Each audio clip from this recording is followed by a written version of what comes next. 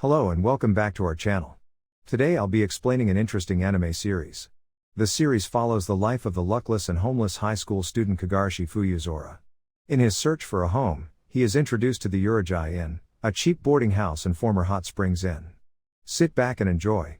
The anime kicks off with a breathtaking sight of Fuyuzora Kagarashi reaching out to a stunning goddess, only to see her vanish into the sky and transform into twinkling stars among the clouds. The opening scene sets the tone for a gripping tale of the supernatural.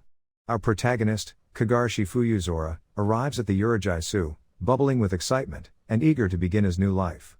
However, he is not the only one with a story to tell.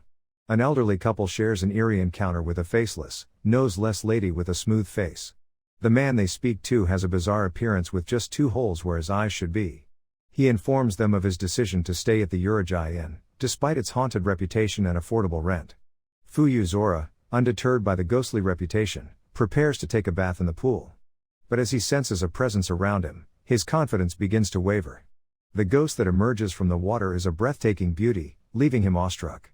However, as she panics and throws objects at him, he realizes he can't use his supernatural power against her. It's safe to say he'll fall head over heels for this goddess. The following day, Fuyuzora finds himself amidst a group of eccentric characters, including the innkeeper Chitose Nakai, the drunkard Nanko Arahabaki, the sharp-witted Sadri Ameno, and the warm-loving Yaya Fushiguro. The events that follow will make your head spin, with Nanko flashing her honey pot, Sadri throwing daggers, and Yaya licking Fuyuzora's wounds. He gets to know that since the place is haunted, only eccentric people live there. They all looked surprised when they heard his room number and left before he could ask further questions. Moving on, Fuyuzora entered his room. He was happy about literally everything. But then, he saw a female backside sticking on the wall. He walked and dragged it out, knowing that it was the ghost girl. She pleaded that she was only hiding so as not to scare him. Then she correctly introduced herself to him. Her name is Yuna Unohana, and she was a bound ghost of the inn. Then she asked how he sees her. When he said he sees her as a schoolgirl, which she is stunned and happy at the same time. Because others only see her as a white shadow, which is scary. Then she started laying a second bed in the room. She said she could only sleep in that room since she was bound to it. This meant they would be living together. Fuyuzora had no choice but to agree, and they both went to bed. But they both couldn't sleep. So, Yuna asked Fuyuzora why he had come to the inn. He told his story. From the early stage of his life, he has always been possessed by a different ghost which always causes problems for the people around him. Recently he was possessed by another ghost that made him go into gambling, leading to him going into debt. He had come to the inn to try to pay off his debt. He asked what her lingering regret was, as he heard that the longer a spirit stays on earth, the more likely it might turn evil. And it would be better to resolve whatever is holding her back so she can ascend before it's too late. Wow, he was worried about her. The night suddenly turned when she saw a rat. She became shaken, which sent everything flying. When she calmed, Fuyuzora went up to check on her, but her cloth was pulled off, exposing her bare chest. She got shaken again and, this time around, sent Fuyuzora flying out of the room. The following day, Fuyuzora has gotten a job. He was glad, at least he had a place to stay and now a job. Meanwhile, Yuna was just worried about the previous night she sensed someone walking in. She thought it was Fuyuzora, but it turned out to be a strange man. He introduced himself as Seken, a monk priest from the demon-slaying Gudan mass organization. He had come to ascend Yuna to heaven forcibly. But the ghost wasn't ready to go. At least not when she has a new friend. Fuyuzora arrived at that moment, and he could sense something was happening, so he rushed to the room. He didn't do anything when he saw that it was a priest. But as he looked at Yuna, who wasn't ready to ascend, he knew he had to intervene. He used his psychic hands and prevented the ascension process. The priest was shocked by this action. He had never seen a human standing up for the dead before. Fuyuzora told Yuna he would help her resolve her lingering problem and help her become happy to ascend to heaven. When he tried to make an attack again, Fuyuzora had to use a fist punch on him. However, he made the mistake of touching her chest, and again, she sent him flying. As he landed in the pool, he splashed water on those nearby. Yuna came there and told them that he touched her chest and they beat him to a pulp. Well, that's all for that scene. Let's move on to the next scene. Fuyuzora woke up one morning to find himself flying in the sky with Yuna clung to him. She had been tossing in her sleep and had sent them flying. When she finally relaxes, they both fall to the ground. Gravity is in action here. At the inn, Yuna apologized for what had happened. She promised to stay far from him at night to avoid sending him flying. But Fuyuzora said it would be best for him to chain himself to a pillar. He said this line just as they entered the dining room. Seidri misinterpreted his words. She apologized to Yuna for being neglected since she felt that Fuyuzora was doing funny things to her. Yuna doesn't see anything wrong since she told her initially to ignore her presence in the house.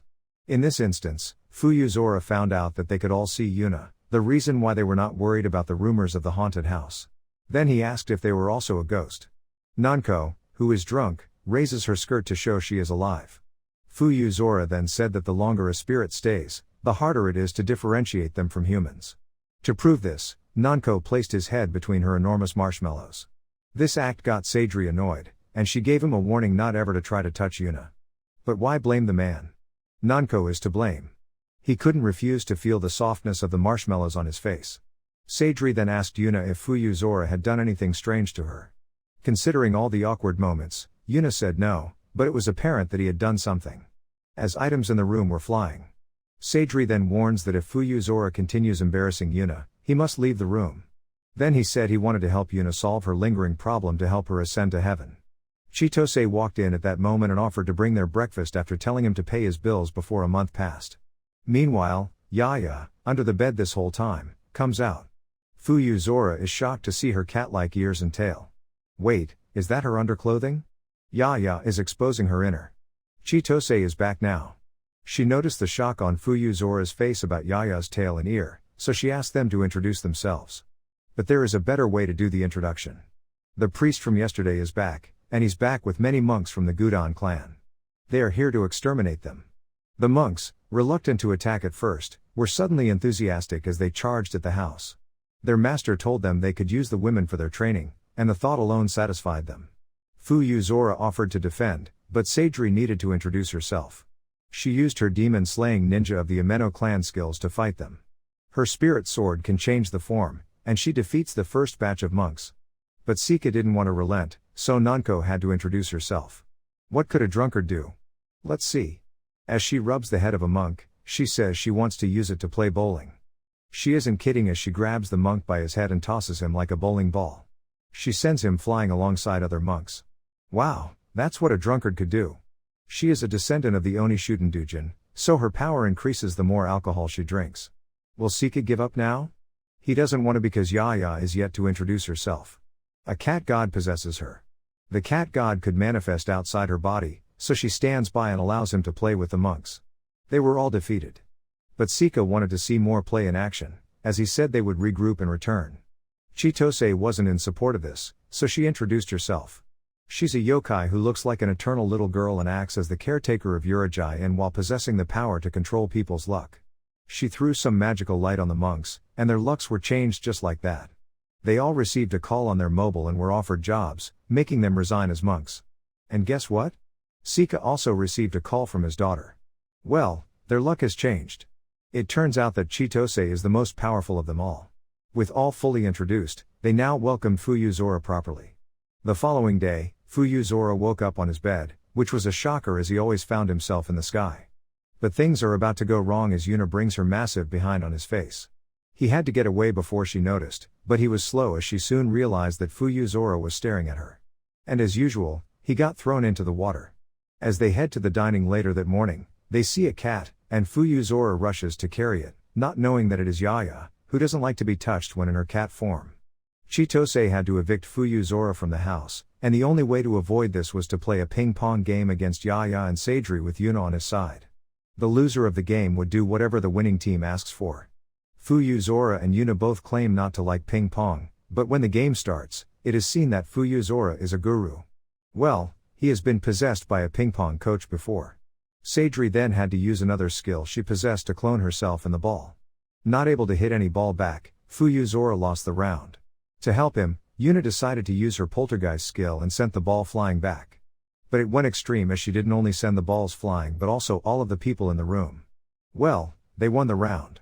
Seidri then told Fuyuzora that she would not try to send him away again. While Seidri and Yaya tried rearranging the place, Fuyuzora decided to help, only to slip and fall. He accidentally grabs their marshmallows, and the following terror is not explainable. What do you think of this anime? We love to hear your thought in the comments section below. Remember to tap the like and subscribe buttons to get updates on more exciting anime explanations like this. Thanks for watching, and see you in the next video.